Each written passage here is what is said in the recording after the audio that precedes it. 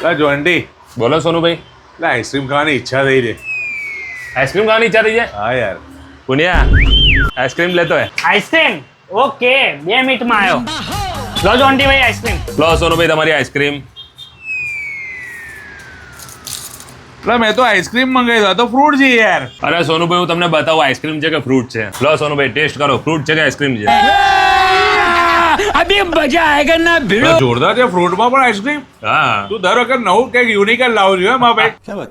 Exactly, બિલકુલ સાચી વાત. જોન્ટીભાઈનો વિડીયો આવે ને એટલે સમજી લેવાનું કંઈક યુનિક આવ્યું. અને આજે આપણે યુનિકનેસ જોવાયા છે ફ્રૂટમાંથી બનેલી આઈસ્ક્રીમ. સફરજન છે, સકરટેટી છે, જામફળ છે, અનાર છે, આ બધામાંથી ઓરિજિનલ માવામાંથી બનેલી આઈસ્ક્રીમ. સર આપણું જે કન્સેપ્ટ છે ફ્રૂટમાંથી આઈસ્ક્રીમનું એ કઈ રીતનું છે? આ અમે નડિયાદ શહેરમાં ફર્સ્ટ ટાઈમ લઈને આવ્યા છે. આ જે સફરજન તમે જોઈ રહ્યા છો, હા, આમાંથી અમે એનો પલ્પ બહાર કાઢીને પાછો એમાં આઈસ્ક્રીમ બનાવીને ફિલઅપ કરેલો છે. તો ચલો ભાઈ બેઝિક જાણકારી આપી દઉં કે ફ્રૂટમાંથી આઈસ્ક્રીમ કેવી રીતે બનાવવામાં આવે છે. કે જેમ કે આ સફરજન છે, આનો અંદરનો માવો છે એટલે કે પલ્પ પહેલાં કાઢવામાં આવે છે અને એને આઈસ્ક્રીમ બનાવવામાં આવે છે અને પાછું ફિલઅપ કરવામાં આવે છે અને આને સ્ટોરેજ કરવામાં આવે છે એટલે ice cream original fruit base ice cream.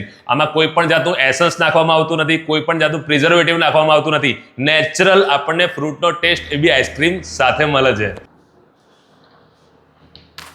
Boss real fruit લાગે તમને. કટ કરીને તમારી સામે સર્વ કરે ને તમારા મોંમાં એમને પાણી આવી જાવ બતાવજો. જો આજે મિક્સ ફ્રૂટની આઈસ્ક્રીમ, આજે સ્ટ્રોબેરી, આજે જાંબુન, આજે જામફળ, આજે સકરટેટી, સફરજન, કેરી અને દાડમ. તો મારા વાલા મિત્રો કહેવા એવું માંગુ છું કે ગરમીની સિઝન ચાલુ છે અને જો તમારે ફ્રૂટની સાથે આઈસ્ક્રીમનો ટેસ્ટ માણવો હોય ને તો બસ આવી જજો અચ્યુતમ ફ્રૂટમ. જેમની પહેલી બ્રાન્ચ આવેલી છે ડીમાર્ટની સામે એલ સ્ક્વેર નડિયાદમાં અને બીજી આવેલી છે વિદ્યાનગરમાં ઇસ્કોન સત્યનારાયણ આઈસ્ક્રીમ વાળી ગલીમાં. બંનેના એડ્રેસ અને મોબાઈલ નંબર સ્ક્રીન પર આપેલા છે.